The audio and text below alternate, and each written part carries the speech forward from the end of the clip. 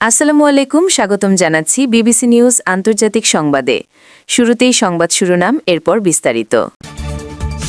ইউক্রেনের রুশ ক্ষেপণাস্ত্র হামলায় জ্বালানি সংকট। মধ্যপ্রাচ্যে যুক্তরাষ্ট্রের F-35 মোতায়েন বৃদ্ধি। ব্রিটেনের ইউক্রেনকে নতুন আকাশ প্রতিরক্ষা সহায়তা। মার্কিন সিনেটে হোমল্যান্ড ফান্ডিং বিল অচলাবস্থা। মিউনিখ নিরাপত্তা সম্মেলন শুরু, বিশ্ব নেতাদের বৈঠক। এখন পর্যন্ত আপনারা শুনছিলেন আজকের আন্তর্জাতিক সংবাদ শিরোনাম। এখন আমরা তুলে ধরব সেই ঘটনাগুলোর ভেতরের বাস্তবতা, যেখানে আছে সাধারণ মানুষের বেঁচে থাকার লড়াই, নিরাপত্তার ভয় এবং প্রতিদিন নতুন করে জীবন শুরু করার চেষ্টা। আপনি যদি বিশ্বের নির্যাতিত ও অসহায় মানুষের কণ্ঠ শোনার মতো সংবাদ দেখতে চান, যদি মনে করেন মানবতা, ন্যায় এবং সত্যের খবর সবার কাছে পৌঁছানো দরকার, তাহলে চ্যানেলটি সাবস্ক্রাইব করে আমাদের সঙ্গে থাকুন। আপনার একটি সাবস্ক্রাইব আমাদেরকে আরও শক্তভাবে সত্য খবর তুলে ধরতে সাহস দেয়। ইউক্রেনে রুশ ক্ষেপণাস্ত্র হামলায় জ্বালানি সংকট। ইউক্রেনের বিভিন্ন শহরে রাশিয়ার নতুন করে ড্রোন ও ব্যালিস্টিক ক্ষেপণাস্ত্র হামলার পর দেশটির জ্বালানি অবকাঠামো গুরুতর ক্ষতির মুখে পড়েছে বলে সরকারি সূত্র জানিয়েছে।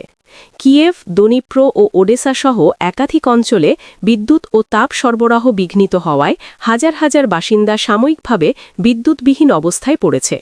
ইউক্রেনীয় কর্তৃপক্ষ জানিয়েছে, হামলাগুলো বিশেষভাবে শক্তি উৎপাদন ও বিতরণ অবকাঠামো লক্ষ্য করে পরিচালিত হয়েছে, যা শীতকালীন পরিস্থিতিতে জ্বালানি নিরাপত্তা নিয়ে নতুন উদ্বেগ তৈরি করেছে। স্থানীয় প্রশাসন জরুরি মেরামত কার্যক্রম শুরু করেছে এবং বিদ্যুৎ ব্যবস্থার স্থিতিশীলতা রক্ষায় বিকল্প ব্যবস্থা নেওয়া হয়েছে। একই সময়ে রাশিয়ার পক্ষ থেকেও বলা হয়েছে যে ইউক্রেনীয় ড্রোন হামলায় তাদের ভূখণ্ডের কিছু স্থাপনা ক্ষতিগ্রস্ত হয়েছে, ফলে উভয় পক্ষের মধ্যে সামরিক হামলার গতি বৃদ্ধি পেয়েছে বলে আন্তর্জাতিক পর্যবেক্ষকরা উল্লেখ করছেন। ইউক্রেনের কর্মকর্তারা জানিয়েছেন, সাম্প্রতিক আক্রমণগুলো দেশের শক্তি নেটওয়ার্ককে দুর্বল করার উদ্দেশ্যে করা হয়েছে এবং নাগরিক অবকাঠামোর সুরক্ষায় অতিরিক্ত প্রতিরক্ষা ব্যবস্থা প্রয়োজন হয়ে পড়েছে। জরুরি পরিষেবা সংস্থাগুলো ক্ষতিগ্রস্ত এলাকায় উদ্ধার ও পুনর্বাসন কার্যক্রম চালিয়ে যাচ্ছে এবং স্থানীয় প্রশাসন জনগণকে বিদ্যুৎ ব্যবহারে সতর্ক থাকার আহ্বান জানিয়েছে। মধ্যপ্রাচ্যে যুক্তরাষ্ট্রের F-35 মোতায়েন বৃদ্ধি। যুক্তরাষ্ট্র ও তার মিত্রদের সামরিক অবস্থান জোরদারের অংশ হিসেবে অঞ্চল জুড়ে উন্নত যুদ্ধবিমান মোতায়েনের খবর আন্তর্জাতিক নিরাপত্তা মহলে আলোচনায় এসেছে। সাম্প্রতিক সময়ে মিত্র দেশগুলোর সঙ্গে সমন্বয় বাড়াতে এবং আকাশ প্রতিরক্ষা ক্ষমতা উন্নত করতে F-35 যুদ্ধবিমান ব্যবহার বাড়ানো হয়েছে বলে প্রতিরক্ষা সূত্র জানিয়েছে। এই ধরনের বিমান মোতায়েন সাধারণত নজরদারি, প্রতিরোধমূলক উপস্থিতি এবং দ্রুত প্রতিক্রিয়ার সক্ষমতা বাড়াতে ব্যবহৃত হয়। সামরিক বিশ্লেষকদের মতে, উন্নত প্রযুক্তি সম্পন্ন এই প্ল্যাটফর্মগুলো বহুমাত্রিক অপারেশনে ব্যবহারের সুযোগ তৈরি করে এবং আঞ্চলিক সামরিক সমন্বয়কে আরও দৃঢ় করে। যুক্তরাষ্ট্রের সামরিক কর্মকর্তারা জানিয়েছেন, মিত্র বাহিনীর সঙ্গে যৌথ প্রশিক্ষণ ও অপারেশনাল প্রস্তুতি বৃদ্ধির লক্ষ্যেও এসব মোতায়েন কার্যকর ভূমিকা রাখছে। একই সময় ন্যাটো কাঠামোর ভেতরেও বিভিন্ন অঞ্চলে F-35 ব্যবহার নিয়ে নতুন পরিকল্পনা দেখা যাচ্ছে, যা আন্তর্জাতিক নিরাপত্তা পরিবেশের পরিবর্তিত বাস্তবতার সঙ্গে সামঞ্জস্যপূর্ণ বলে উল্লেখ করা হচ্ছে।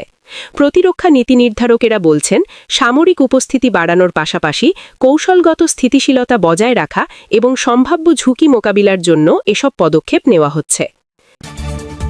ব্রিটেনের ইউক্রেনকে নতুন আকাশ প্রতিরক্ষা সহায়তা। যুক্তরাজ্য ঘোষণা দিয়েছে যে ইউক্রেনের আকাশ প্রতিরক্ষা শক্তিশালী করতে জরুরি ভিত্তিতে নতুন সামরিক সহায়তা পাঠানো হবে। ঘোষণায় বলা হয়েছে, ক্ষেপণাস্ত্র ও প্রতিরক্ষা ব্যবস্থা অন্তর্ভুক্ত এই সহায়তা প্যাকেজের লক্ষ্য হচ্ছে রুশ হামলার বিরুদ্ধে ইউক্রেনের গুরুত্বপূর্ণ অবকাঠামো এবং বেসামরিক অঞ্চলকে সুরক্ষা দেওয়া। ব্রিটিশ কর্মকর্তারা জানিয়েছেন, সাম্প্রতিক শক্তি স্থাপনায় হামলার পর প্রতিরক্ষা ক্ষমতা বাড়ানোর প্রয়োজনীয়তা স্পষ্ট হয়ে উঠেছে। সহায়তার অংশ হিসেবে উন্নত প্রতিরক্ষা প্রযুক্তি, নজরদারি সক্ষমতা এবং দ্রুত প্রতিক্রিয়া ব্যবস্থাও অন্তর্ভুক্ত থাকতে পারে বলে ধারণা করা হচ্ছে। আন্তর্জাতিক অংশীদারদের সঙ্গে সমন্বয় রেখে সহায়তা পাঠানো হচ্ছে এবং ইউক্রেনীয় বাহিনীর প্রশিক্ষণ ও পরিচালন ক্ষমতা বৃদ্ধির বিষয়টিও গুরুত্ব পাচ্ছে।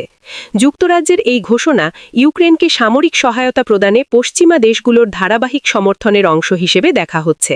সংশ্লিষ্ট কর্মকর্তারা জানিয়েছেন, বেসামরিক জনগণকে লক্ষ্য করে হামলার ঝুঁকি কমানো এবং শক্তি অবকাঠামো সুরক্ষিত রাখা এই সহায়তার প্রধান উদ্দেশ্য। মার্কিন সিনেটে হোমল্যান্ড ফান্ডিং বিল অচলাবস্থা। যুক্তরাষ্ট্রের সিনেটে হোমল্যান্ড সিকিউরিটি বিভাগের অর্থায়ন বিল পাশ না হওয়ায় রাজনৈতিক অচলাবস্থা তৈরি হয়েছে এবং সম্ভাব্য প্রশাসনিক অচলাবস্থা নিয়ে আলোচনা শুরু হয়েছে। ভোটাভুটিতে বিলটি প্রয়োজনীয় সমর্থন না পাওয়ায় অর্থায়নের সময়সীমা ঘনিয়ে আসছে বলে আইন প্রণেতারা জানিয়েছেন। ডেমোক্র্যাট ও রিপাবলিকানদের মধ্যে অভিবাসন নীতি এবং আইন প্রয়োগকারী সংস্থার তদারকি নিয়ে মতপার্থক্য থাকায় বিলটি আটকে যায়। সমালোচকেরা বলেছেন, বিলের বর্তমান কাঠামোতে পর্যাপ্ত সংস্থার অন্তর্ভুক্ত নেই। অন্যদিকে সমর্থকেরা দাবি করেছেন যে এতে কার্যকর তদারকি ব্যবস্থা যোগ করা হয়েছিল। হোমল্যান্ড সিকিউরিটি বিভাগ বিমানবন্দর নিরাপত্তা, দুর্যোগ ব্যবস্থাপনা এবং সীমান্ত নিয়ন্ত্রণ সহ গুরুত্বপূর্ণ দায়িত্ব পালন করে। ফলে অর্থায়ন নিয়ে অনিশ্চয়তা প্রশাসনিক কার্যক্রমে প্রভাব ফেলতে পারে বলে সতর্কতা দেওয়া হয়েছে। কংগ্রেসের নেতৃত্ব দ্রুত সমাধান খুঁজতে আলোচনা চালিয়ে যাচ্ছে এবং অচলাবস্থা নিরসনে নতুন প্রস্তাব আনার সম্ভাবনা রয়েছে।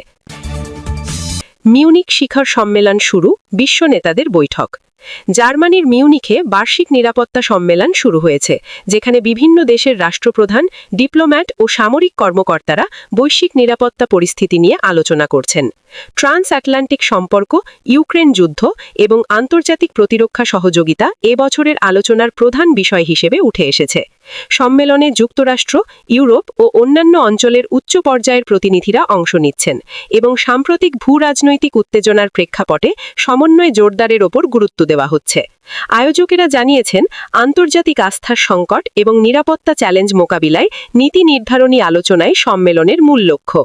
বিভিন্ন বৈঠকে প্রতিরক্ষা ব্যয়, সামরিক সমন্বয় এবং কৌশলগত স্থিতিশীলতা নিয়ে মতবিনিময় হচ্ছে।